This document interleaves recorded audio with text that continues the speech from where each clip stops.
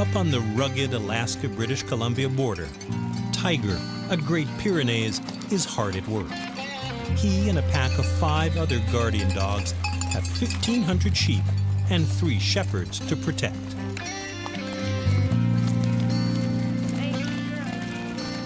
Jolene Shepherd has the perfect name for her job, but she was raised in Vancouver, not exactly an isolated wilderness area.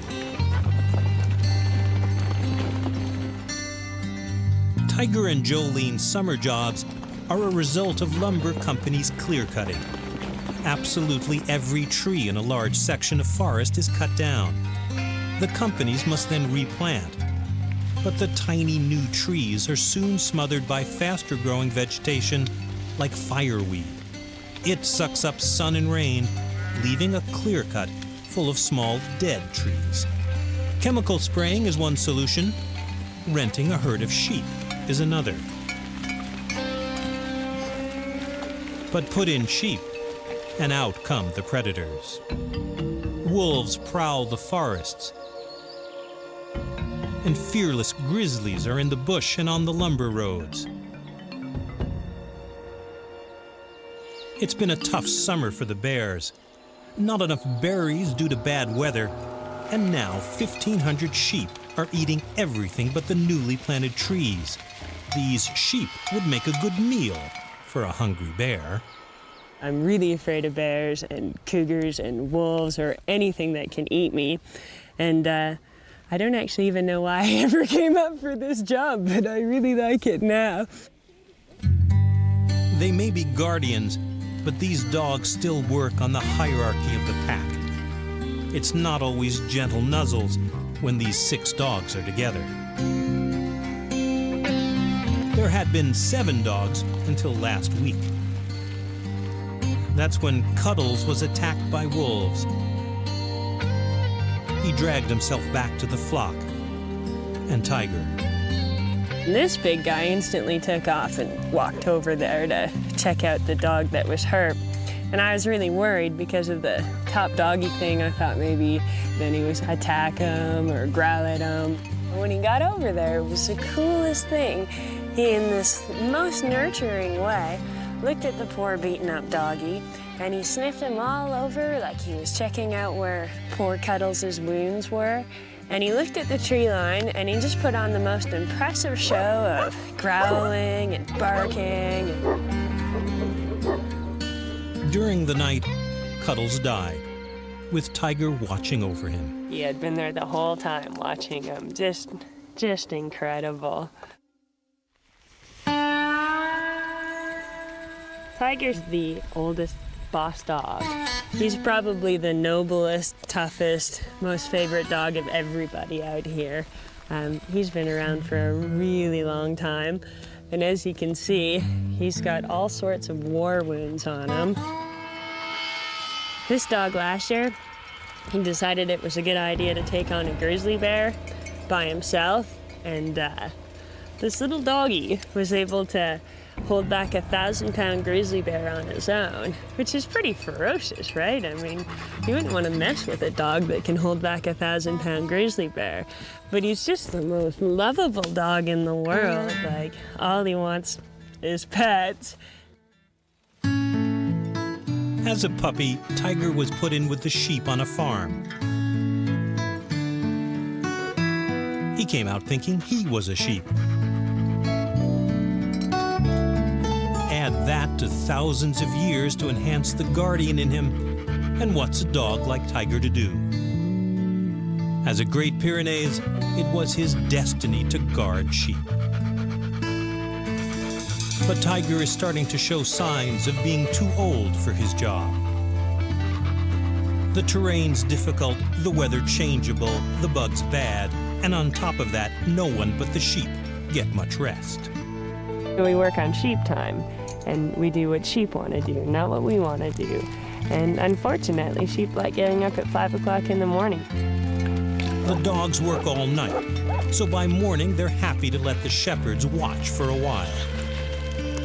They'll sort of follow the sheep around. They're pretty lethargic. They just sort of lie there, chill out, try and get some sleep.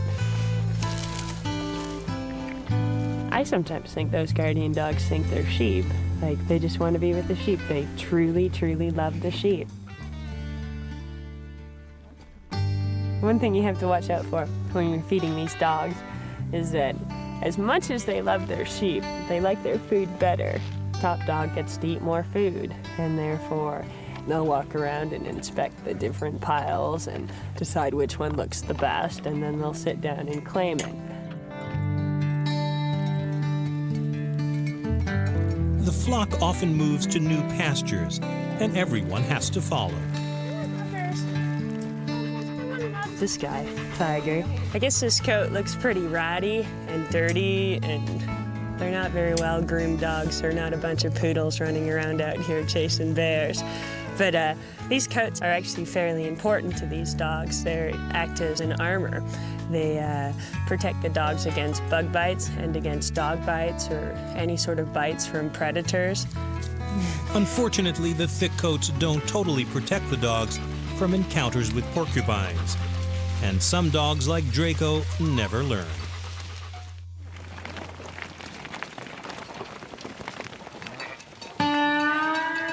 There came a day when the isolation finally got to Jolene. She just wanted to go home. She sat there in misery. The clouds, cold, and drizzle didn't help. And then along came her guardian. He came up, and then he laid his body right down where my backpack was, almost to say that I could lie down on his stomach and catch a nap, because he was warm and dry and being cuddly and nurturing. Today, life on the clear-cut seems pretty calm. Long nights and warm days have exhausted every last muscle in Tiger's beaten-up body. But his nose still works.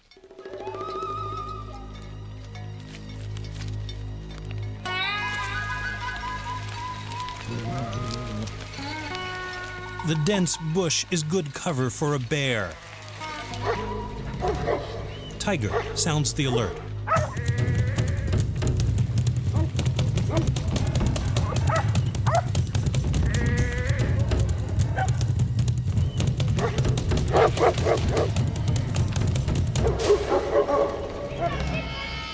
The dogs, including Tiger, have stood their ground.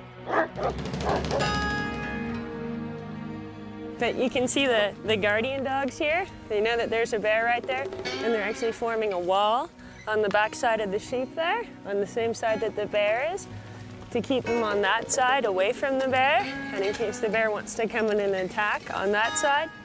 Because they know it's there, they can smell it. Our shepherds have no idea where this bear's gonna come from, just randomly charging out of this tree line or that tree line. Good boy eating. This bear is not stupid. He's not coming down until the dogs, the sheep, and the shepherds are long gone. The year before, Jolene only lost 3 sheep, and they were claimed by old age or poisonous plants. Once again, Tiger has earned his keep. He's chased a lot of bears for us, and he's on the retirement plan. Tiger still has all the best qualities of any guardian dog who ever loved his sheep, and his shepherd too.